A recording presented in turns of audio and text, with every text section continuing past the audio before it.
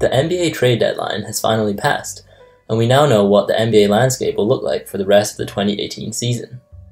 Heavily rumored to be shopping for deals before the deadline were the struggling Cleveland Cavaliers. With the Cavs coming off a streak in which they lost 14 of their last 22, everyone could see that they needed a change. And boy oh boy did they make a change.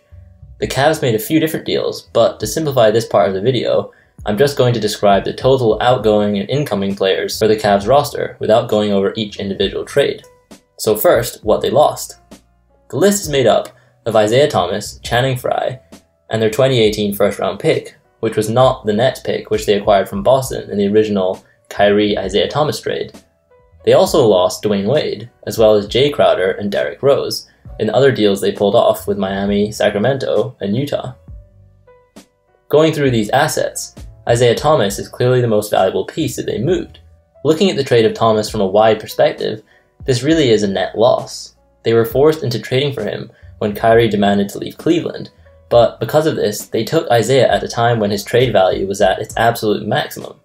He was coming off a season in 2017 in which he averaged a career-high 28.9 points per game to go with 5.9 assists per game. He was an all-star and an all-NBA player. Compare that to now, and his trade value is far lower, explaining why they got less than the Celtics got in the original trade that brought IT to Cleveland. He is struggling in his return to the league, following an absence due to a hip injury he suffered in the playoffs last year, and his return has coincided with the Cavs' recent struggles. People have also started to question his effect on the locker room due to his often open and honest answers about the state of the team.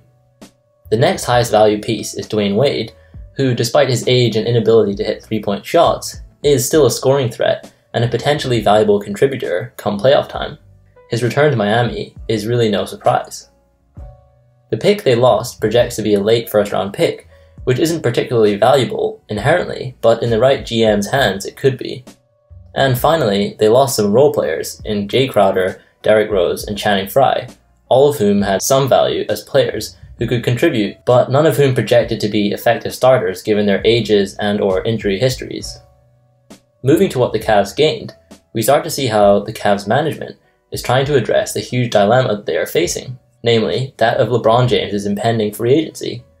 The Cavs are stuck in a tough place, as they have to try to win now to impress LeBron enough that he re-signs with them in the following offseason.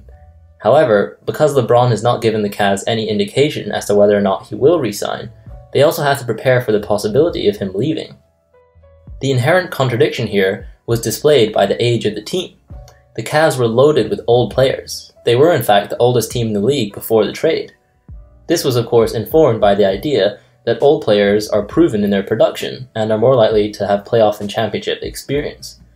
This method of constructing a team around LeBron is very much reflective of a win-now attitude, because old players are not viable options to build the next decade of a franchise around. The problem for the Cavs was that, despite their age and experience, the players themselves did not fit together to form a competitive group, especially not against top-tier teams like Golden State, Houston, San Antonio, Boston, or Toronto. They also lacked defensive ability due to their age, as most of their roster was less athletic than the league average. Moving to the players that the Cavs gained, we see how the current situation led them to carry out these trades. They acquired younger players and as a result became seriously more athletic. The key piece in my opinion is George Hill. He isn't particularly young at 31, but he brings floor spacing as a 45% three-point shooter this season.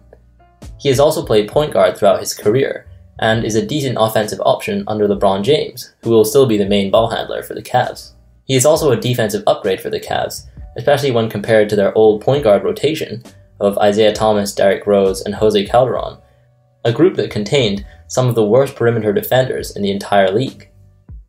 The next most important pieces are Rodney Hood, a rangy athletic scorer who has had good stretches for the Jazz, and Jordan Clarkson, a productive player who should be a key bench player for the Cavs. Hood is a good enough three-point shooter to stretch the floor at 38.9% from 3 this season. Clarkson is not a good three-point shooter at 33% for his career and 32% this season, but this does not figure to be as much of a problem, as he will likely initiate the offense off the bench for some instant offense, rather than a key player playing off LeBron James, which is where you need the three-point shooting. Finally, Larry Nance is a solid big man, capable of defending opposing bigs and grabbing boards, much in the same ilk as Tristan Thompson. He should provide relief minutes for Thompson and Kevin Love when he returns from his hand injury. So, now to the bigger picture. The Cavs took on salaries that other teams, like the Lakers, were trying to shed in order to improve their chances of winning this season.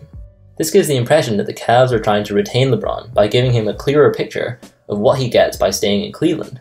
However, one potential cost of the move is that of clearing cap space for the LA Lakers, a team who have been heavily rumored to be preparing to make a run for LeBron in the offseason.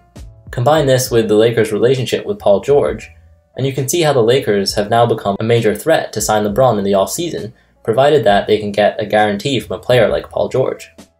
On the court, the Cavs are clearly a better team, but any contending team in today's NBA has a clear standard to compare themselves to, namely the Golden State Warriors, and possibly the Houston Rockets, who now sit just one game behind Golden State in the Western Conference standings, despite the injuries to Chris Paul and James Harden that they've endured.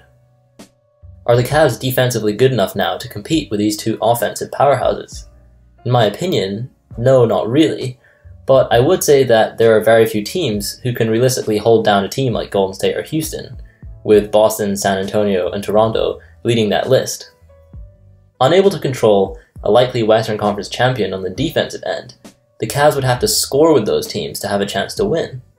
Not to mention, they would have to be able to score on elite defensive Eastern Conference rivals like the Celtics or the Raptors. With LeBron James at the helm, I'm less concerned than others might be about the Cavs' offense come playoff time. The man has been to 7 straight NBA Finals after all, and he's proven himself to be an unstoppable force on the offensive end of the floor. But even with the addition of good shooters in Hill and Hood, they simply cannot shoot with teams like Golden State or Houston. In the finals last year, we saw what it takes to beat Golden State in the playoffs. In the one loss that Golden State took all postseason, the Cavs shot 24 of 25 from 3 at an incredible 52.9%. They scored 137 points, and Golden State were unable to keep up with the red-hot Cavs shooters, including Kyrie Irving, who went 7 of 12 from 3, J.R. Smith, who went 5 of 9 from 3, and Kevin Love, who went 6 of 8 from 3. Will Hill, Hood, and Love be able to replicate that kind of performance on a consistent basis throughout the playoffs? I doubt it. So, do the Cavs now have a chance to make it out of the Eastern Conference? Yes, I believe so, given the recent history of LeBron James' playoff career and his new supporting cast. Do they have a chance to win the finals? On paper, no, I don't think they do. And the stats agree with me, as 538's Carmelo projections only have the current Cavs roster as a 46-win equivalent, had they started the season together. This is an improvement over the 43-win projection that the old roster had, but not enough of an improvement to point to a final Cavs victory come June.